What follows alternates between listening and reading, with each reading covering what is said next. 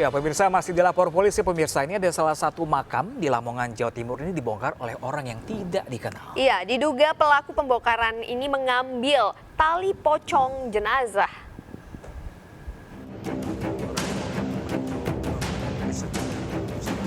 Terbongkarnya makam di tempat pemakaman umum di Desa Jelak Catur, Kecamatan Kalitengah, diketahui warga pada Selasa pagi. Warga kemudian merekam kondisi makam yang terbongkar hingga viral di media sosial.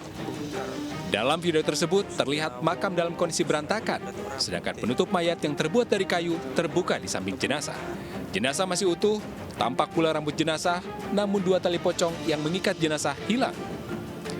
Menurut Kepala Dinas Pemberdayaan Desa Pemerintahan Kabupaten Lamongan, makam yang dibongkar itu adalah makam salah satu warga yang meninggal dunia pada Jumat 2 September lalu. Dugaan motif pengambilan tali pocong lah kalau yang rame yang viral sekarang itu kan. Ya mungkin motifnya kita sendiri belum tahu karena dengan hal-hal mistik itu biasanya dilakukan oleh oknum tertentu untuk hal-hal yang itu biasanya seperti itu. Selasa siang, petugas dari Lamongan gelar olah TKP dan meminta keterangan dari sejumlah saksi.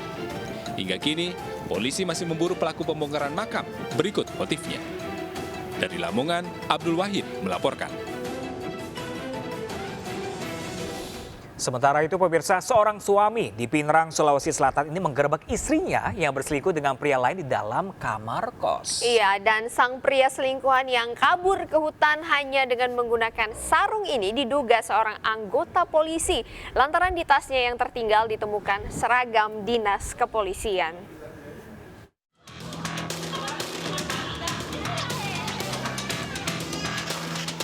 Inilah video amatir saat seorang suami bersama keluarga mendapati istrinya yang sedang berselingkuh dengan pria lain di dalam kamar kos di Pinrang, Sulawesi Selatan. Si pria selingkuhan sempat bersih tegang hingga keluar rumah kos sebelum kabur ke hutan hanya menggunakan kain sarung. Bajunya polisi, motornya juga. Saat diperiksa ditemukan seragam dinas polisi di dalam tas serta 1 sepeda motor yang tertinggal.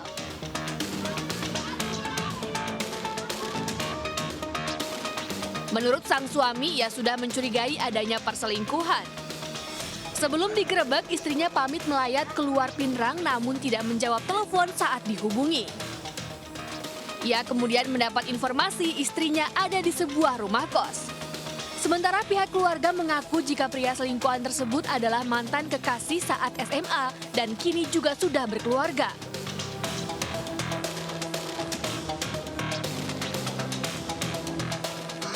Sama selingkuhannya. Yang selingkuhan maksudnya siapa Pak? Pak Jusman, oknum polisi. Oh, dia memang sudah lama ini Pak? Sudah lama, sudah 2 kali. Sudah lama Pak, ini yang kedua kalinya. Oh, sudah dua kalinya digerebek? Iya, malah saya pernah ke rumahnya Pak minta maaf. Suaminya, saya ke rumah istrinya. Istrinya siapa? Saya ke rumah istrinya Pak Jusman. Pak Jusman juga ada di sana. Malah dia minta maaf, saya minta maaf. Sebelumnya sudahlah yang ini. Saya malah berpelukan sama Pak Jusman, minta maaf Pak. Janganlah ganggu keluarganya kakak saya. Kita kan ada keluarga juga. Tapi ini malah ada 2 kalinya ini. Diulangi lagi. Apa memang sudah ada hubungan istimewa atau bagaimana Ibu? Iya, memang mantan pacarnya Pak. Suami dan pihak keluarga akan melaporkan perselingkuhan ini ke Polres Pinrang dengan menyertakan bukti rekaman video, termasuk melaporkan oknum polisi yang dituding mengganggu rumah tangga orang lain.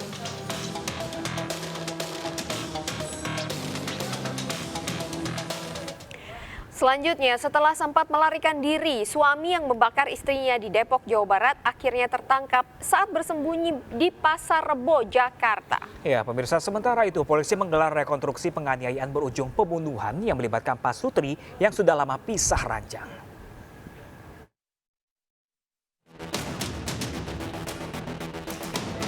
Inilah Lutfi Nurhadi, suami yang tega membakar istri dan anaknya.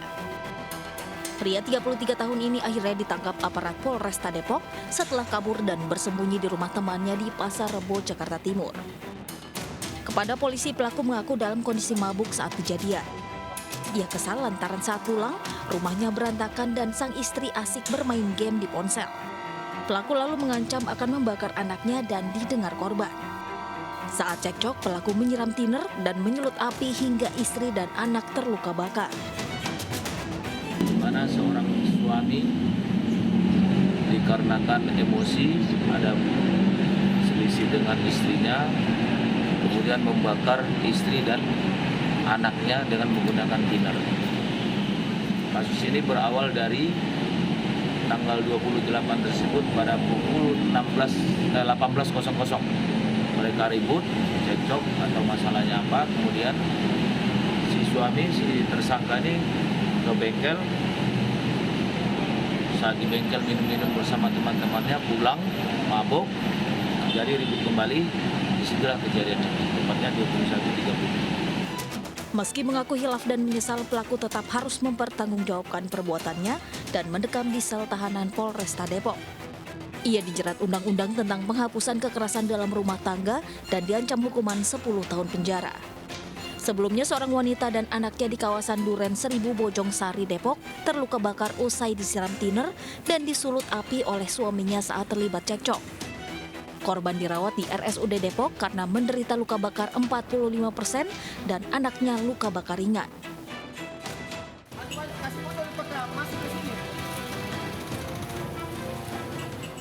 Aparat Polres Tanah Toraja, Sulawesi Selatan menggelar rekonstruksi kasus pembunuhan Subaida 60 tahun oleh suaminya. Gelar perkara dilaksanakan di lokasi kejadian di rumah korban dan pelaku di Kelurahan Padanggiring, Tanah Toraja, Sulawesi Selatan. Hasan Basri, 70 tahun, tersangka pembunuhan, memperagakan 14 adegan penganiayaan yang mengakibatkan istrinya tewas akibat senjata tajam. Penganiayaan dipicu saat Hasan Basri yang sudah lama pisah ranjang dengan istrinya berniat masuk kamar. Namun diusir korban menggunakan senjata tajam. Akibatnya tangan, kaki, dan kepala pelaku terluka. Mendapat perlakuan kasar istrinya, tersangka juga mengambil senjata tajam dan menghujamkan ke tubuh istrinya. Korban pun tewas dengan 20 luka di sekujur tubuhnya.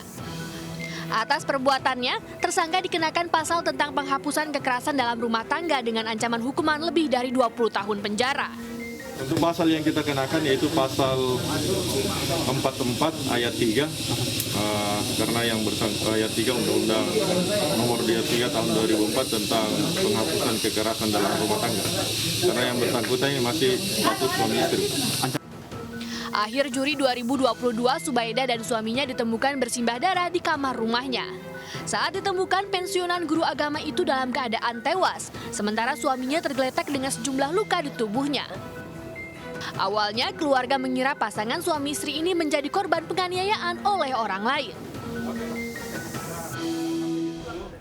Sementara itu pemirsa, di Serang, Banten, seorang istri dibunuh suaminya karena sering menghina pelaku dan malas menyusui anaknya. Nah pemirsa, ini untuk menghilangkan jejak dan jasad korban pun dimasukkan ke karung dan dibuang di pinggir jalan.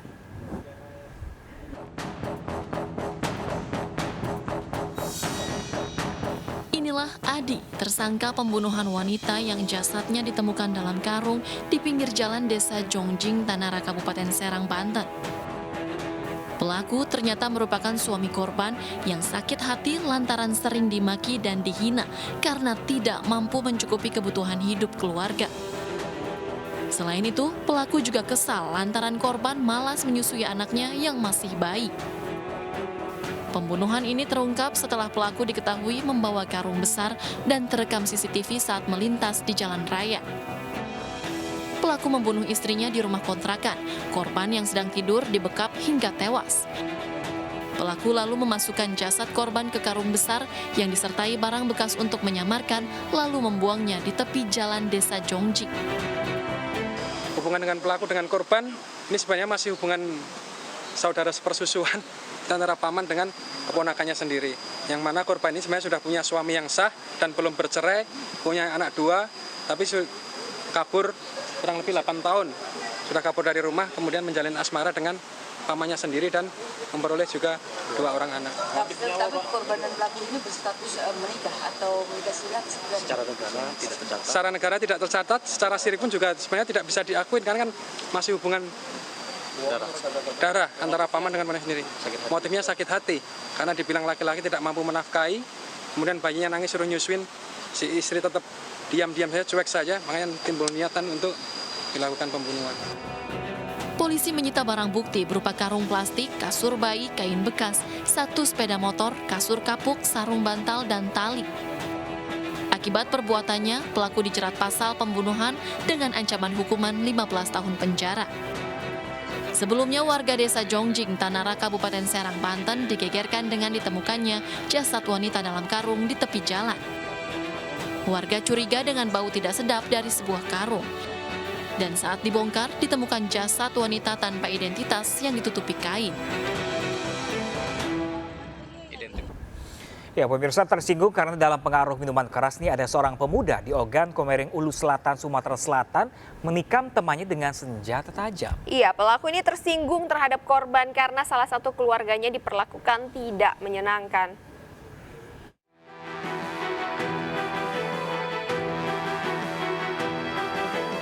Dadang hanya bisa pasrah saat digelandang aparat Polres Ogan Komering Ulu Selatan. Pria 25 tahun ini terlibat penikaman terhadap Doni Agusman 22 tahun yang mengakibatkan korban meninggal dunia.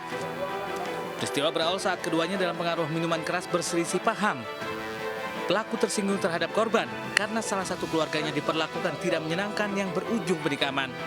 Korban tewas kehabisan darah usai dada dan lehernya terkena serangan senjata tajam. Terjadi selisih paham dengan seseorang dengan inisial DA. Kemudian selisih paham ini akhirnya yang bersangkutan atau tersangka DG ini melakukan penikaman terhadap korban DA. Yang bersangkutan menyerahkan diri, kemudian sudah kita amankan, dan saat ini yang bersangkutan atau tersangka DG sudah kita amankan. Polisi menyita sejumlah barang bukti kejahatan sementara pelaku terancam hukuman maksimal 15 tahun penjara.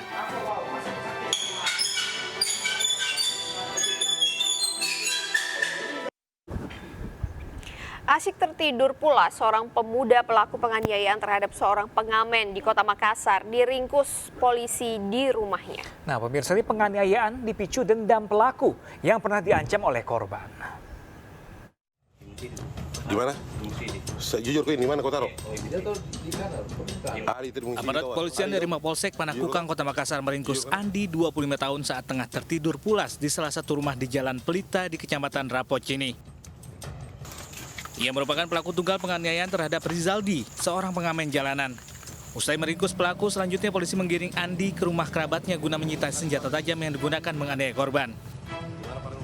Diketahui aksi penyerangan dilakukan usai korban mengamen dan hendak pulang ke rumahnya. Tiba-tiba dianiaya pelaku menggunakan senjata tajam. Akibatnya korban mengalami luka di kepala dan dievakuasi ke rumah sakit guna menjalani penanganan medis. Berdasarkan hasil pemeriksaan, motif penganiayaan dipicu dendam lantaran korban pernah mengancam akan membusur pelaku. Sampai terjadi penganiayaan itu adalah balas dendam, yang dimana sebelumnya pelaku itu diancam busur oleh si korban. Sehingga melakukan pembalasan dengan cara memerangi pihak korban. Untuk korban sendiri bang, luka di bagian mana saja bang? Jadi untuk korban lukanya di bagian kepala. Itu terkena apa bang? Terkena sabetan pisau. Pisau bang. Untuk prosesnya bang, yang diamankan saat pengamanan pelaku ini selain pelaku apa aja bang yang diamankan bang? Jadi yang sempat kami amankan pada saat melakukan upaya paksa terhadap pelaku antara lain adalah sebilah pisau yang telah digunakan melakukan penganiayaan. Atas perbuatannya pelaku dijerat dengan pasal 351 KUHP dengan ancaman kurungan penjara 5 tahun.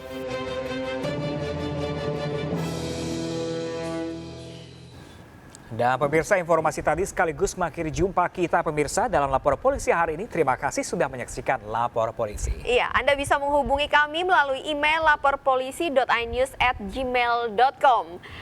Bersama saya Anita Mai. Dan saya Pram Sedia, pemirsa, kami undur diri dan Sampai jumpa. Lapor polisi. Anda lapor, kami sampaikan. Sampai jumpa.